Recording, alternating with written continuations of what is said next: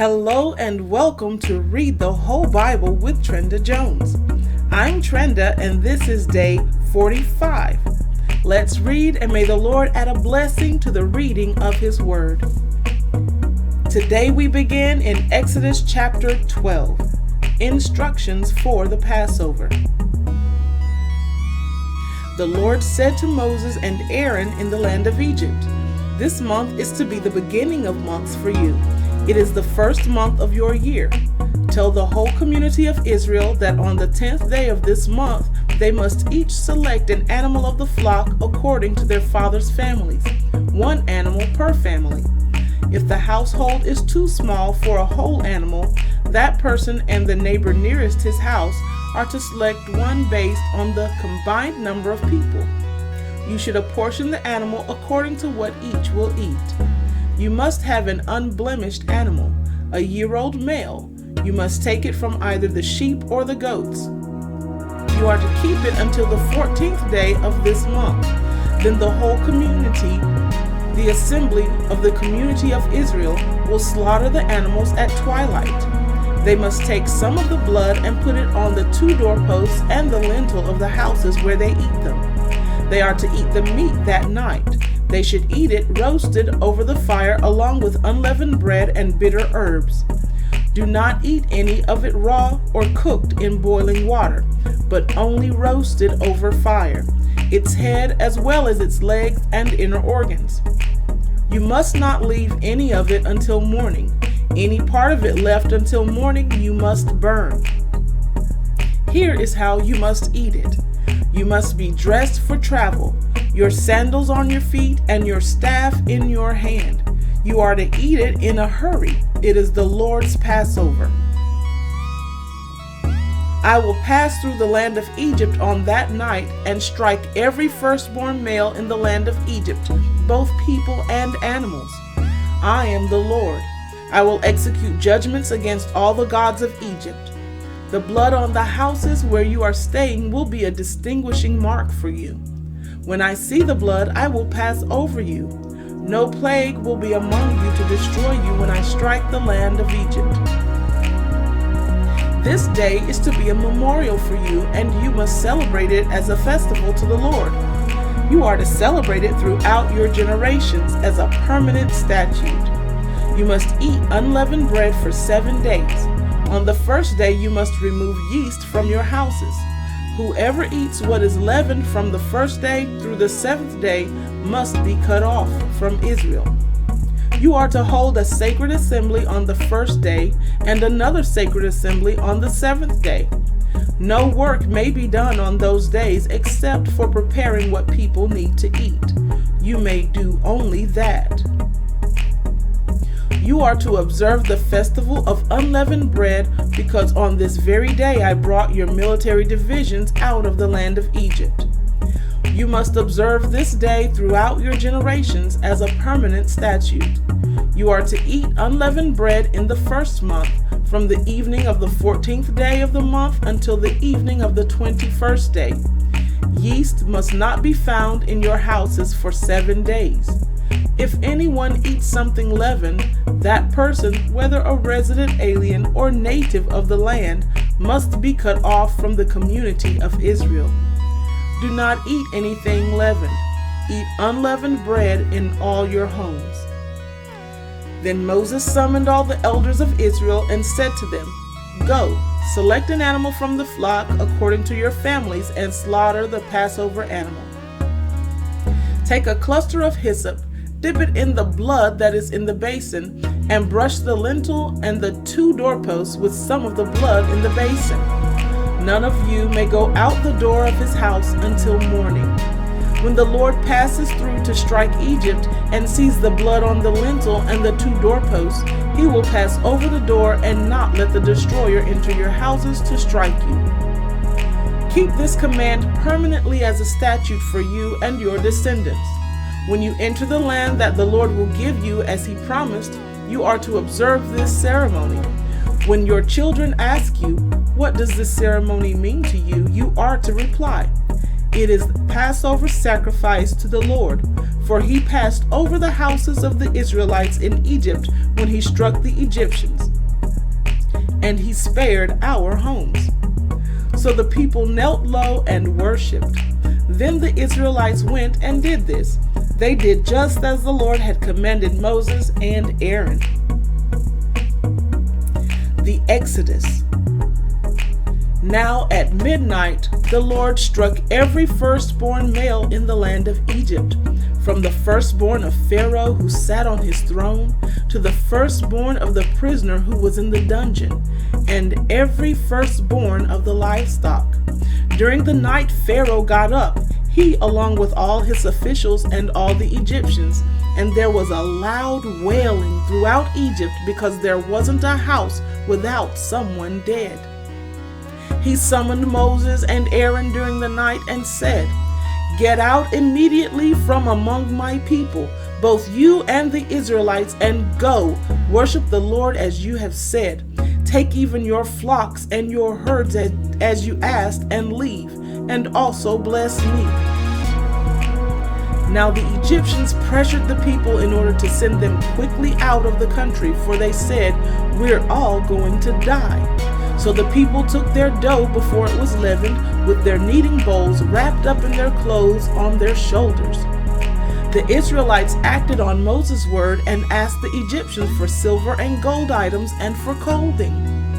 And the Lord gave the people such favor with the Egyptians that they gave them what they requested. In this way they plundered the Egyptians. The Israelites traveled from Ramesses to Succoth, about 600,000 able-bodied men on foot, besides their families. A mixed crowd also went up with them, along with a huge number of livestock, both flocks and herds. The people baked the dough they had brought out of Egypt into unleavened loaves, since it had no yeast. For when they were driven out of Egypt, they could not delay and had not prepared provisions for themselves. The time that the Israelites lived in Egypt was 430 years. At the end of 430 years, on that same day, all the Lord's military divisions went out from the land of Egypt. It was a night of vigil in honor of the Lord, because he would bring them out of the land of Egypt. This same night is in honor of the Lord, a night vigil for all the Israelites throughout their generations. Passover instruction. The Lord said to Moses and Aaron, "This is the statute of the Passover. No foreigner may eat it, but any slave a man has purchased may eat it after you have circumcised him. A temporary resident or hired worker may not eat the Passover. It is to be eaten in one house. You may not take any of the meat outside the house, and you may not break any of its bones. The whole community of Israel must celebrate it. If an alien resides among you and wants to observe the Lord's Passover, every male in his household must be circumcised, and then he may participate. He will become like a native of the land, but no uncircumcised person may eat it. The same law will apply to both the native and the alien who resides among you." Then all the Israelites did this.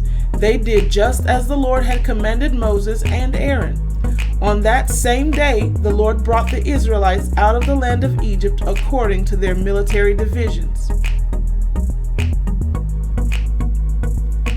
2 Chronicles chapter 33. Judah's king Manasseh. Manasseh was 12 years old when he became king, and he reigned 55 years in Jerusalem. He did what was evil in the Lord's sight, imitating the detestable practices of the nations the Lord had dispossessed before the Israelites. He rebuilt the high places that his father Hezekiah had torn down, and reestablished the altars for the Baals. He made Asherah poles, and he bowed in worship to all the stars in the sky and served them. He built altars in the Lord's temple, where the Lord had said, "Jerusalem is where my name will remain forever." He built altars to the stars in the sky in both courtyards of the Lord's temple. He passed his sons through the fire in Ben Hinnom Valley. He practiced witchcraft, divination and sorcery, and consulted mediums and spiritists. He did a huge amount of evil in the Lord's sight, angering him. Manasseh set up a carved image of the idol which he had made in God's temple that God had spoken about to David and his son Solomon. I will establish my name forever in this temple and in Jerusalem, which I have chosen out of all the tribes of Israel. I will never again remove the feet of the Israelites from the land where I stationed your ancestors, if only they will be careful to do all I have commanded them through Moses, all the law, statutes, and judgments. So Manasseh caused Judah and the inhabitants of Jerusalem to stray so that they did worse evil than the nations the Lord had destroyed before the Israelites. Manasseh's repentance. The Lord spoke to Manasseh and his people, but they didn't listen. So he brought against them the military commanders of the king of Assyria. They captured Manasseh with hooks, bound him with bronze shackles, and took him to Babylon. When he was in distress, he sought the favor of the Lord his God and earnestly humbled himself before the God of his ancestors. He prayed to him, and the Lord was receptive to his prayer. He granted his request and brought him back to Jerusalem to his kingdom. So Manasseh came to know that the Lord is God. After this, he built the outer wall of the city of David from west of Gihon in the valley to the entrance of the fish gate. He brought it around Ophel, and he heightened it considerably. He also placed military commanders in all the fortified cities of Judah. He removed the foreign gods and the idol from the Lord's temple, along with all the altars that he had built on the mountain of the Lord's temple and in Jerusalem, and he threw them outside the city. He built the altar of the Lord and offered fellowship and thanksgiving sacrifices on it. Then he told Judah to serve the Lord, the God of Israel. However, the people still sacrificed at the high places, but only to the Lord their God. Manasseh's death. The rest of the events of Manasseh's reign, along with his prayer to his God and the words of the seers who spoke to him in the name of the Lord, the God of Israel, are written in the events of Israel's kings. His prayer and how God was receptive to his prayer, and all his sin and unfaithfulness, and the sites where he built high places and set up Asherah poles and carved images before he humbled himself, they are written in the events of Hosea. Manasseh rested with his ancestors, and he was buried in his own house. His son Ammon became king in his place. Judah's king Ammon. Ammon was 22 years old when he became king, and he reigned 2 years in Jerusalem. He did what was evil in the Lord's sight, just as his father Manasseh had done. Ammon sacrificed to all the carved images that his father Manasseh had made, and he served them. But he did not humble himself before the Lord like his father Manasseh humbled himself. Instead, Ammon increased his guilt. So his servants conspired against him and put him to death in his own house. The common people killed all who had conspired against King Ammon, and they made his son Josiah king in his place.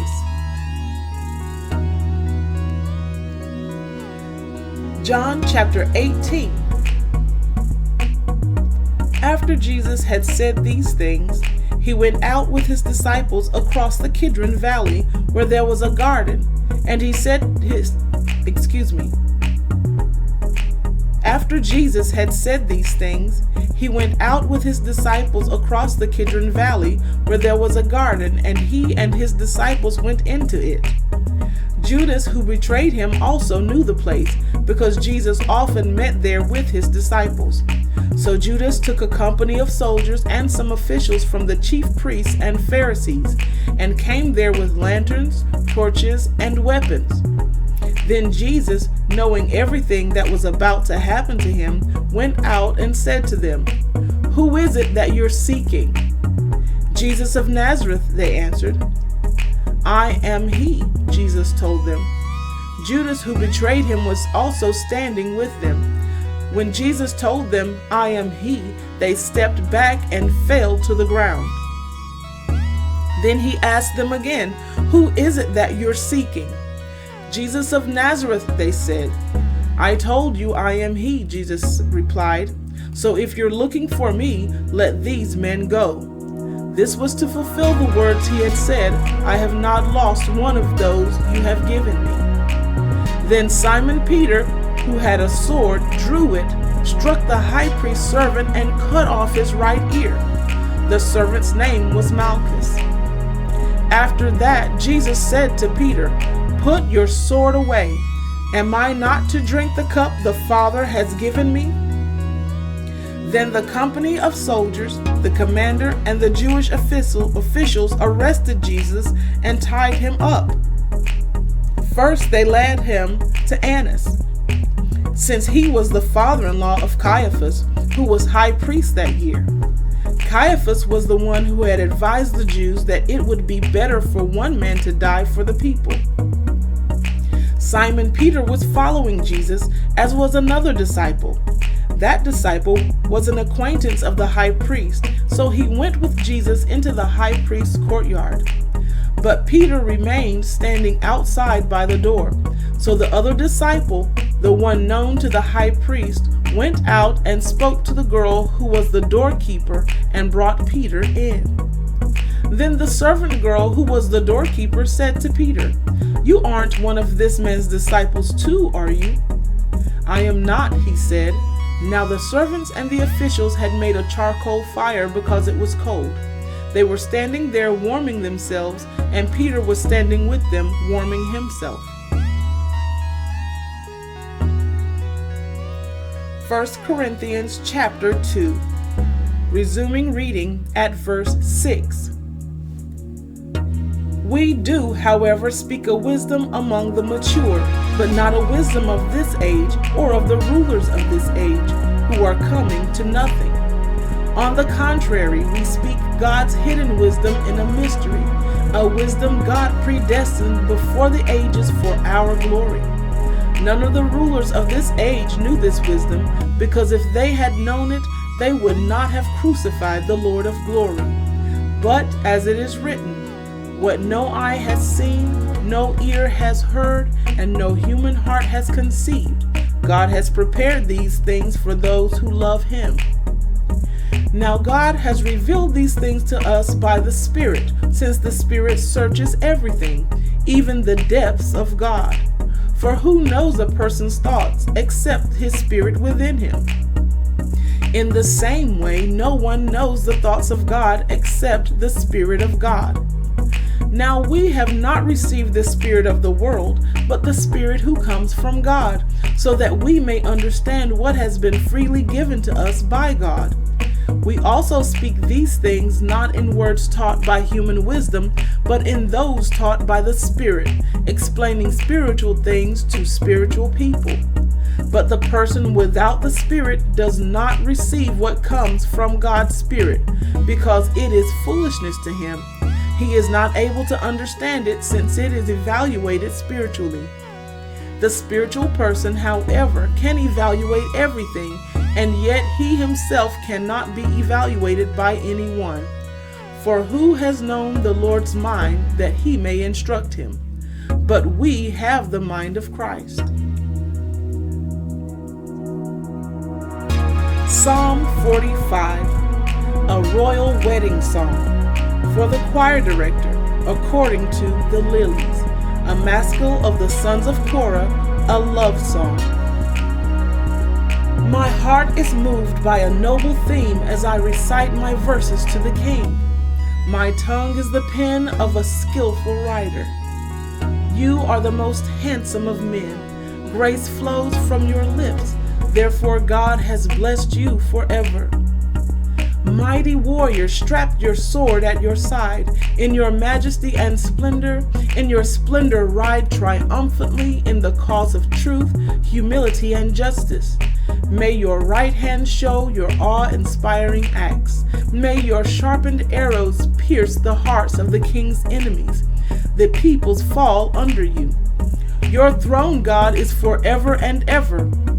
The scepter of your kingdom is a scepter of justice. You love righteousness and hate wickedness. Therefore, God, your God, has anointed you with the oil of joy more than your companions. Myrrh, aloes, and cassia perfume all your garments. From ivory palaces, harps bring you joy. Kings' daughters are among your honored women. The queen, adorned with gold from Ophir, stands at your right hand. Listen, daughter, pay attention and consider.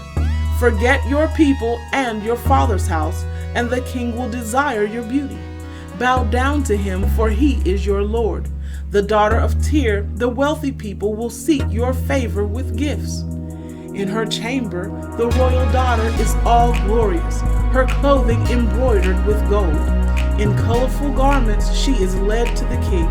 After her, the virgins, her companions, are brought to you. They are led in with gladness and rejoicing. They enter the king's palace. Your sons will succeed your ancestors. You will make them princes throughout the land. I will cause your name to be remembered for all generations. Therefore the peoples will praise you forever and ever. And this concludes the reading of day 45 of Read the Whole Bible with Trenda Jones. Thank you so much for joining us here today. God bless you, and we look forward to having you again tomorrow for day 46. Until then, may the Lord add a blessing to the reading of His Word.